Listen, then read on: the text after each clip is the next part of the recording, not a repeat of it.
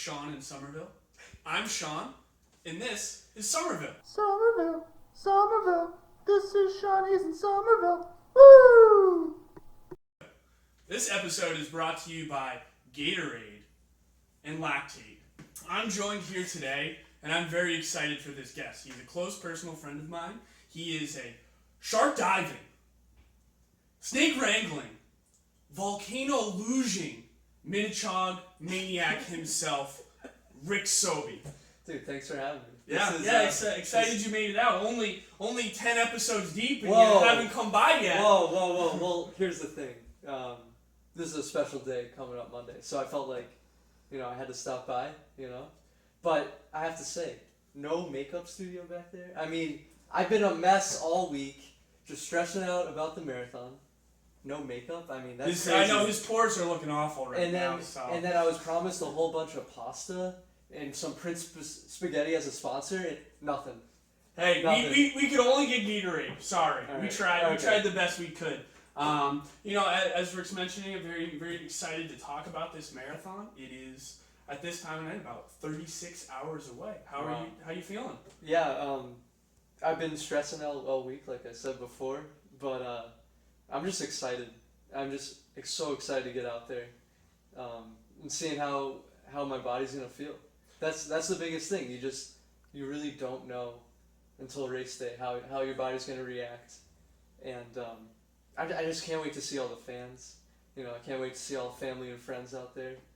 But yeah, there's a lot of nervous anxiety throughout the week, just waiting for the week to get over. But yeah, I have to say, as much as you say that you're excited for this, I have to feel like some part of you has to be excited that excited for this constant running and all this training you've been doing to finally be over, right? Yeah, it's a long process. I mean, first long run was early December, so just think about that. It's like almost half a year, for this one day. Building up for this one day. No pressure. I know. So it's a long journey, and you don't want to mess it up, when it comes. So yeah, I mean, as I mentioned, I'm just trying to get in your head a little bit. The Minichog maniac himself. Just talk to me about running in general. How'd you kind of get started? Did you, I don't think people wake up and say I want to run 26 miles today. I kind of want to know about the genesis of your, involvement with this very competitive level of running that you do. Yeah, it started freshman year of high school. I had never gone for more than a mile run. And then I show up at... Were you a little overweight in high school, and that may have... I mean, who isn't a little chunky in middle school? Right? But I was just trying to honestly get in shape for basketball, because I played basketball, and I thought, I could make maybe freshman basketball team, whatever. But I went out for cross country and had a couple of good races. Had a pretty good freshman cross country season, and they were like, you should do indoor track. Don't do basketball. Like you're a pretty good runner. So I listened to the seniors and juniors, and so you're swayed by peer pressure. That's the moral of this story. Peer pressure is what got you to be a runner. I mean, I had a good time, and I was like, you know what? This is a fun thing to do with friends, and basketball. I wasn't gonna grow anymore. Like, I think I maxed out my height, and everyone was catching me in height. Yeah. So it was fun, and so I did it for 12 seasons in high school.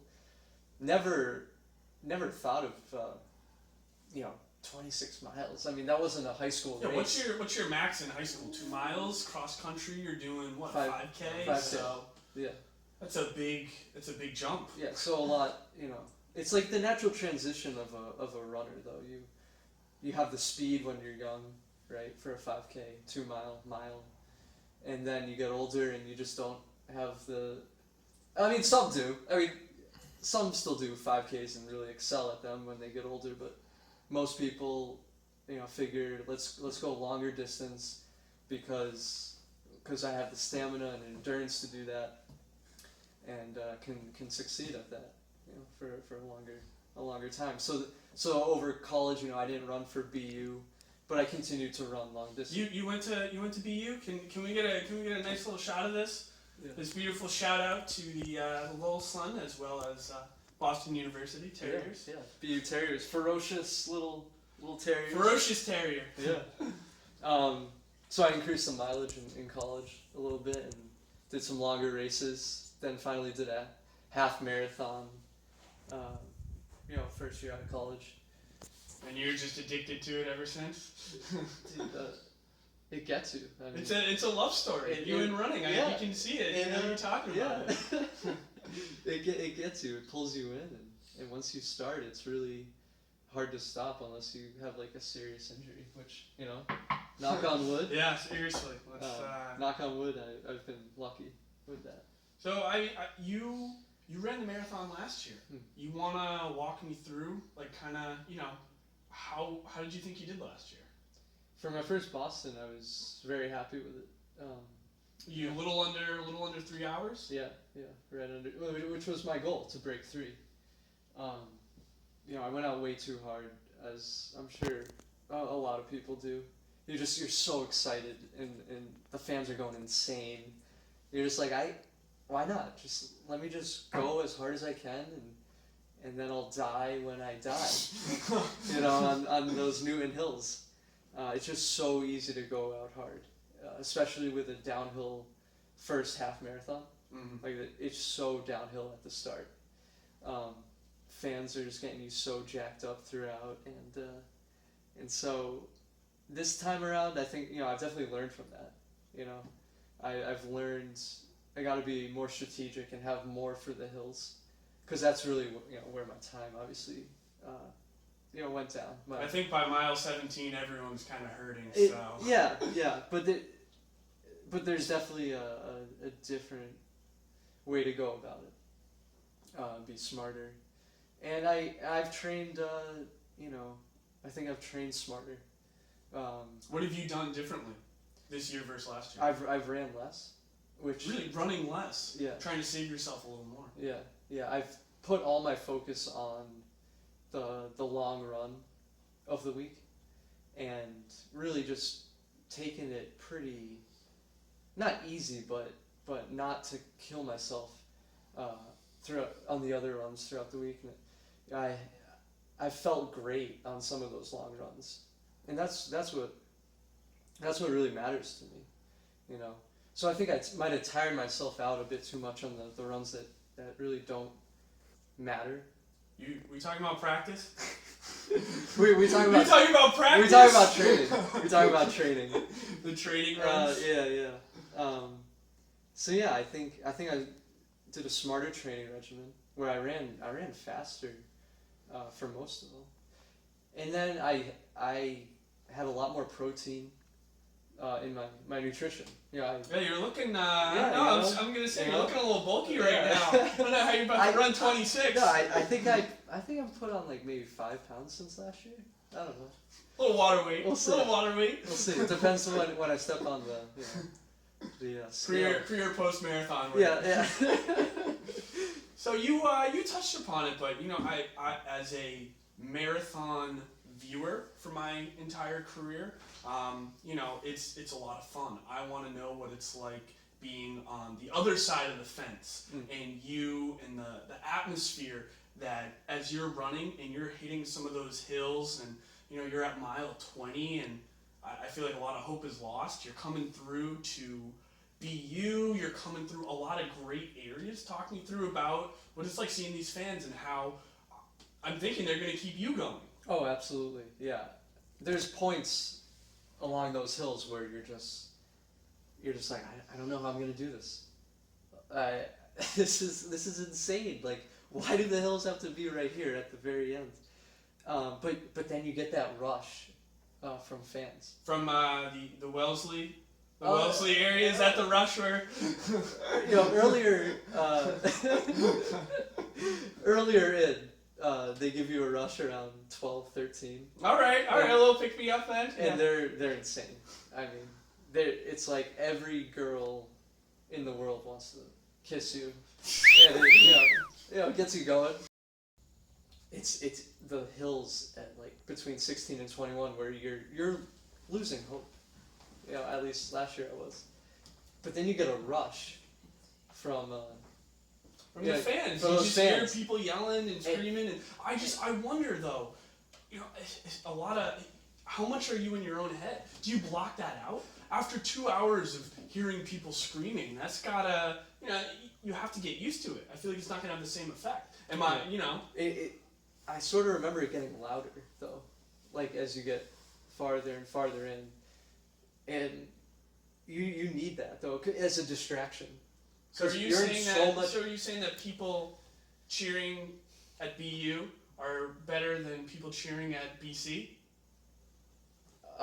Is that the bold statement you're making? Cheering better at the end than the beginning? I don't know about those BC. As much as I'm not a BC fan going to BU, they know how to cheer. They know how to go hard. It's just I joke, but it's a very good moment for the entire city to kind of come together and just root for something very positive. Exactly. But I was gonna say the distraction that it provides. You know, you forget. Oh, I'm at mile 19 right now, or I'm at Heartbreak Hill, because you're like, oh, these people are awesome. You know, these people are the best. So. Something you can't really train for, but you know, I'm interested even in your own mind. What are you thinking about on your training runs? How do you keep yourself going? I know you say you want to take your long runs and really push for them, but there are runs you're doing throughout the week. How do you motivate yourself when it's the middle of February, there's snow on the ground, and you have to run 10 miles? How do you motivate yourself, and what are you really saying to yourself in your head? I mean, motivation is easy. The feeling of finishing the Boston Marathon is unlike any other, and that's what you got to think about throughout the whole training process. Is I need to do this long run. You know, I can't be skipping runs. I can't be cutting corners, because then finishing that marathon, you know, crossing the finish line on Boylston Street, it's not going to be enjoyable. You know, it might not happen if I'm cutting corners. So the motivation is that. I mean, it's easy. Thankfully, we had a pretty good winter. Like you said, snow on the ground. Better than the last one. Exactly. So. But the motivation is simple. Yeah. That's I like that. I'm curious though. You know, runners, are there any weird little superstitions you have while you're running? You know, are you like counting steps? Like, what is there anything you're doing besides just kind of zoning out? I think the less you think, thinking about the small things, it's the better. You know, just go out there and just do your thing. I don't have any superstitions like that. I'm just thinking about how long is it going to take till I hit the next mile, and the next mile, and the next mile, and no superstitions. But I do have to say that taking it 1 mile at a time is the way you really have to do it. Because if you're at mile 2 in the Boston Marathon and you're saying, oh, I got 25 more, it's like, that you cannot think like that. You have to think, all right, I just hit, the 2 mile mark. Let's get to the 3rd mile. Let's get to the 4th. And if you do it like that, it's like boom, boom, boom, and the next thing you know, like you're at Heartbreak Hill, Getting ready for that hill. Yeah. Just one more hill. Yeah, just one more. I'm curious, for runners in general, where do you think they fit in the athlete category? You see, other sports where athletes are asked to do some more coordinated maneuvers. So running, like you said, you can just kind of zone out and go. So where do you see runners on the athleticism scale as compared to other athletes? That's a really good question. I know, that's why they pay me big time. That's why they call you the Howard Stern of Somerville. But wow, that's a really good question. for a marathon runner, for example, there's no one who's more fit than that, right? I mean, especially I'm talking elite. I'm talking the elite professionals. They're running under 5 minutes a mile for 26.2. I mean, that's just mind-boggling how freakish they are as an athlete. Obviously, there's genes that go into that. Not anyone can just be. Not anyone can just pick that up and do that. Yeah. You have to be obviously born into that and a little bit of nurture, a little bit of nature. You gotta have both components. You have to obviously be hardworking and all that. But then you look at basketball, soccer. I mean, and they're sprinting for so long and stopping and doing all these moves. It's crazy to compare. But for some, it's a different skill set. Yeah, I'm just curious how you think it, kind of fits in the sports world. Yeah, that's really hard, man. But like I said, like obviously they're in the best shape for any athlete, right? I mean, you have to think. Yeah, I don't know. I think there's, it's tough. I think even if you look at something like football, right? You have linemen who are just these, big brutes that can't really go more than 5 yards. But on the other end of the spectrum, in football, within the same sport, you have, a little cornerback who's a totally different body type than a lineman. So I think even within certain sports, the athleticism is a different type, and runners, it seems like the way you're describing it, are just a different type of athleticism. It's not like they're going to go out and, use their hands really to hit a home run, but they're going to, use their mind and willpower to really will their body through. That's a good point. I mean, the mental aspect of it. It's not only the physical. I mean, mental is a huge part of this. To will yourself up Heartbreak Hill and still have something left in the final, 5 miles. That's a really good question that I'm sure anyone you ask would have a totally separate answer for. Yeah. Now, I want to ask. I mean, not forward looking too much, but you're gonna run the marathon on Monday, and you're gonna kill it. But I hope you're right about that. After that, what's next for you? And I'm not talking about the bar you're gonna hit up, Monday night. I'm not talking about that. I'm saying, what's next for Poorhouse? Yeah. What's next for Rick Sobey, the runner? How are you? Where are you gonna? There's a lot coming up, which is exciting this spring and summer. Got a 200-mile relay. That's really fun. I mean, Boston Marathon is a hell of a time, and a painful time. But I mean, Boston Marathon is like the Super Bowl for me, right? But that's individual, and then 200-mile relay. It's so much more fun because you got the team aspect, and you're all working together.